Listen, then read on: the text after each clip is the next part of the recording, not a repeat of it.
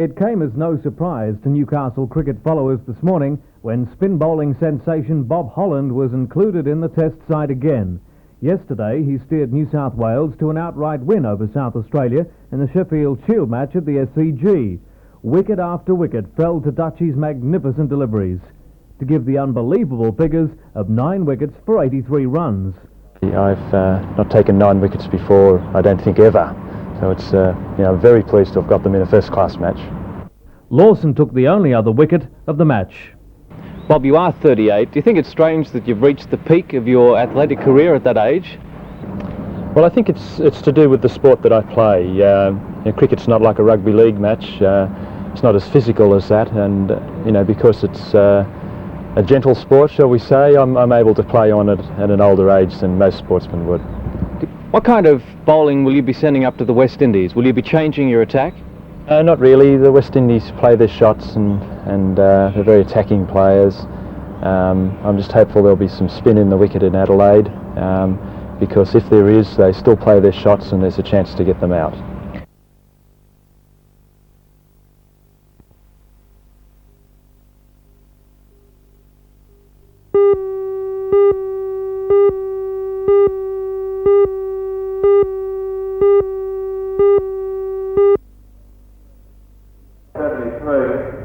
Affiliated with the Metal Trades Federation attended the meeting today to vote on a resolution which condemns the employer's opposition to the job protection law.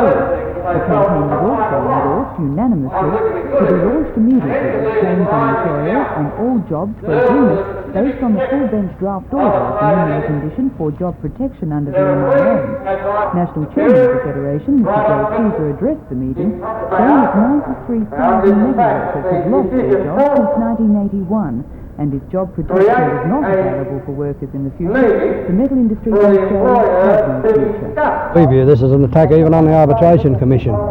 For 3 years the workers have done the right thing and let the course of arbitration and conciliation run, and now we find that the employers have adopted the role of the bad guy and have stated quite categorically that they will refuse to accept the decision of the Arbitration Commission. And we of course cannot allow that type of attitude to prevail. How far is industrial action likely to go? The second hearing, if I can put it that way, is now completed. The full bench of the Commission are considering the extra submissions they allowed quite improperly as far as the trade union movements are concerned, and we are waiting their decision. If their decision is to succumb to this unwarranted and improper pressure by the employers, then I rather fear that we will see industrial action in pursuance of the original decision.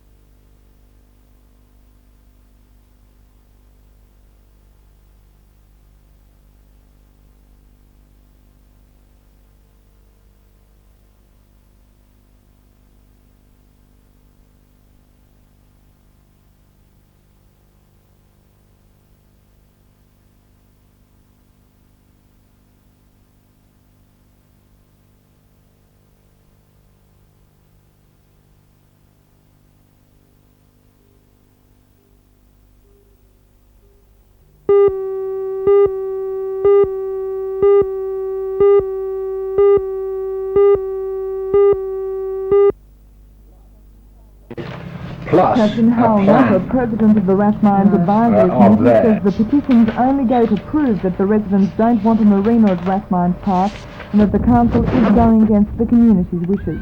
He says the signatures were collected at the polls on Saturday, and since then many people have asked that their names be included on the petitions.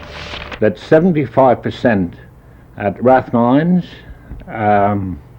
Killaban Bay, voted to retain the park as it was. Do you think this will change the council's mind? Do you think it will change the zoning now? That if the council are not, some of the council are not willing to listen to the wishes of the people, then eventually they will have to nominate for re-election. And the people won't forget? And the people will not forget.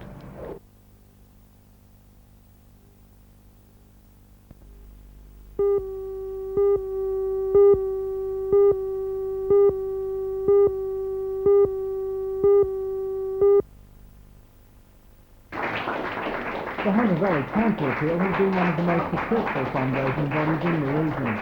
Since it was formed 5 years ago, more than $600,000 has been collected. Fitting the building out and equipment was $100,000, and so from various sources we've been trying to...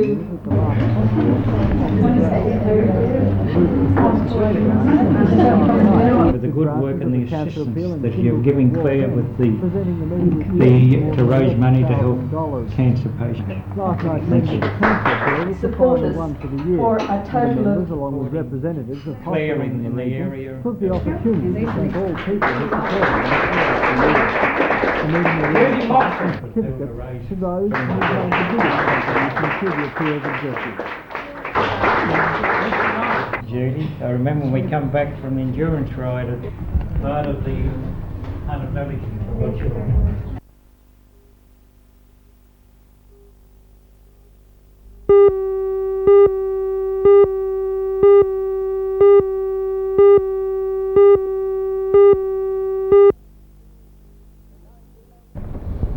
In 1982, money to the British the Trade Union Congress in Britain Vice President of the Yorkshire Miners called for a Union, 24-hour strike on our steel industry in Britain. being experienced by the The English steel miners workers in and Britain the numbers ended that have stockpile died coal since the at dispute proof that began time in as the coal March. was sold. And a short time ago, $7,000 had been given to Mr. Talks that it's a charitable. Today the members voted unanimously to allow the deduction from next week's wages from 8,000 Yorkshire district miners of an extra $10 a week levy to also go to Britain. We gave the last, Malcolm, I think it was, come out. The problems being experienced in And India that's one of the new mines the CRA has opened up in the doorstep. And I'm not here to tell trade unions and Australians how to work their mines. I think that'd be wrong of them. But looking at it, what I've seen in Australia, that you've got all the minerals you're requiring world, and you're an exporter of minerals, and then you're an importer of manufactured goods. And I believe that Australia ought to be using their own minerals to produce their own electricity, to make their own steel and manufacture their own goods. They have indicated quite clearly that they will undertake a national campaign if any further retrenchments are threatened. Is industrial action likely to take place at this time? Industrial action could take place at any time, and when that industrial action takes place depends entirely upon the attitudes of coal companies in this industry.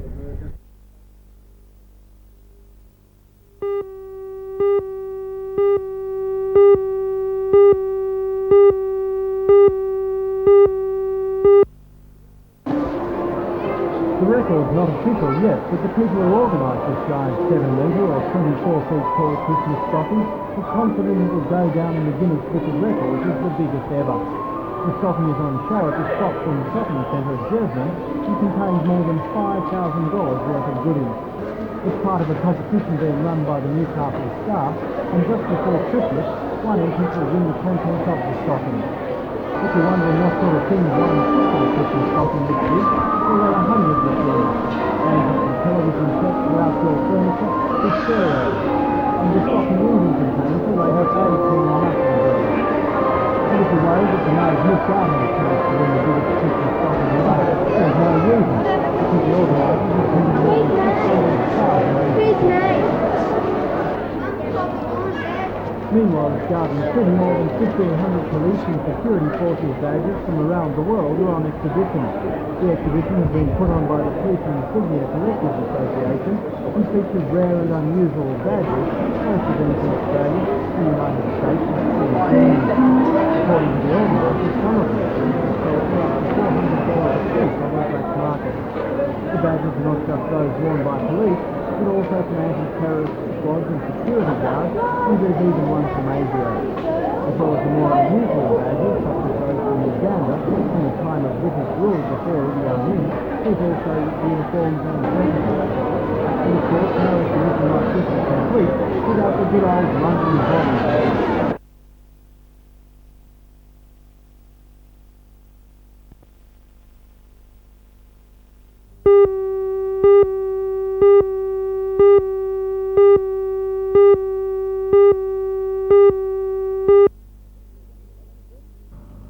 Everyone, and welcome.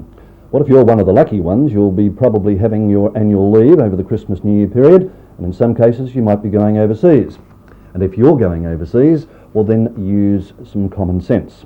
Firstly, with regard to money, please make sure that you take your travellers' cheques in at least 2 or more separate wallets. I repeat, 2 or more separate wallets. The purpose being, and let's make sure that you don't keep the wallets in the same place, that if one wallet is lost or stolen, you'll have the other wallet to fall back on until such time as the lost wallet can be replaced. The other point to remember is this. Before you go overseas and do that all-important duty-free shopping, check local prices to give you a guide. Prices before you leave, in other words. It may well be the case that you can buy far better in Australia, duty-free, than you can buy overseas, unless you're an exceptional bargainer. And the other thing to remember is always check the items that you buy before you leave the shop. And I'm about to tell you a true story which concerned a man who went shopping, we'll say in Hong Kong a few years ago, and wanted to buy some shirts. Now this man was the type that would always leave just before it was his turn to shout a round of drinks, so you know the type of person I'm referring to. And he thought he'd beaten the shopkeeper down to a reasonable price, so he ordered a dozen shirts. Now when he got back to the ship sailed, I might add, that same afternoon, he opened these beautiful boxes in which the shirts were contained and got one hell of a shock. All he had bought was the front of the shirt. No tail, no back, no sleeves, just the front. I kid you not, that's a true story, and I think it's something out of Somerset Maugham. So whether it's electrical goods or shirts, please check the goods before you leave, and have a happy holiday and a happy Christmas.